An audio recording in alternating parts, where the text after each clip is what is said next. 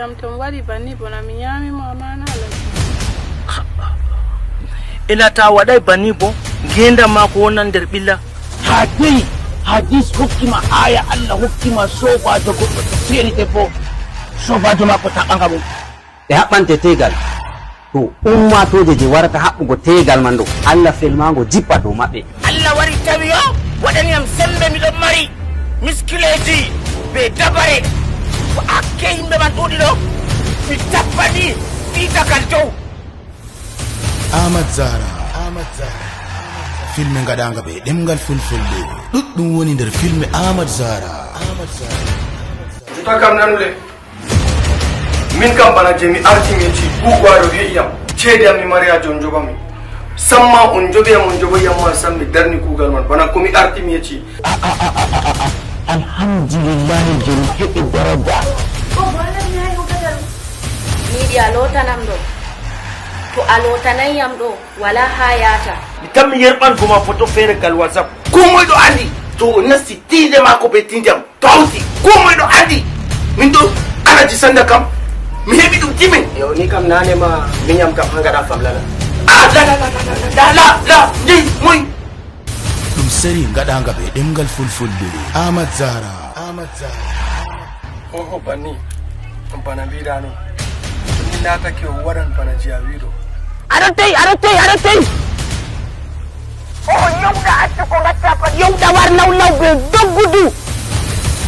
nga Ahmad ande Ahmad kam yiide moɗon fuɗɗiga mon ɓikkon na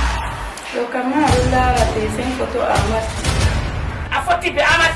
aɗon be mako na hande mi wayri giɗaɗo yellam ha toy a dilli walle mi laari jemma jengi hiri weeti ha toy a dilli walle mi laari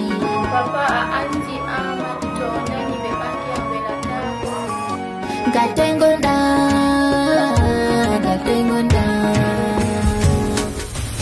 Ahmad Zara. Fatima. Ahmad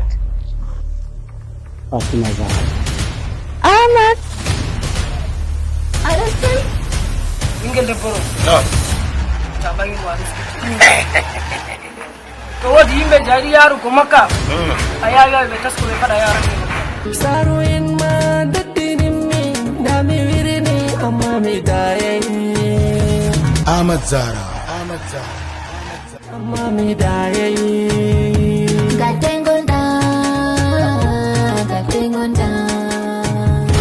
dole ma a yiɗi a yiɗa pat a huwan ha saare ɗo alaji waddima na moy waddima ɗo na mi larnayam e bo a huwan ha les am min ma mi anda jemma mi anda nange sai ni labi don jo ɗum seri gaɗanga ɓe ɗemgal fulfulde ko woni nder maga ɗum yiide alkawal ɗume foɗanta Ahmad ngay guuri ha mo mawnini Zara e ɗume wirni Zara ha heɓtugo Ahmad ase ko sawi ha ton jur Ahmad Zara. elika a heɓtatan ta woni wakkati ma ngam duwayeje ma Allah jaɓata faɓɓi jango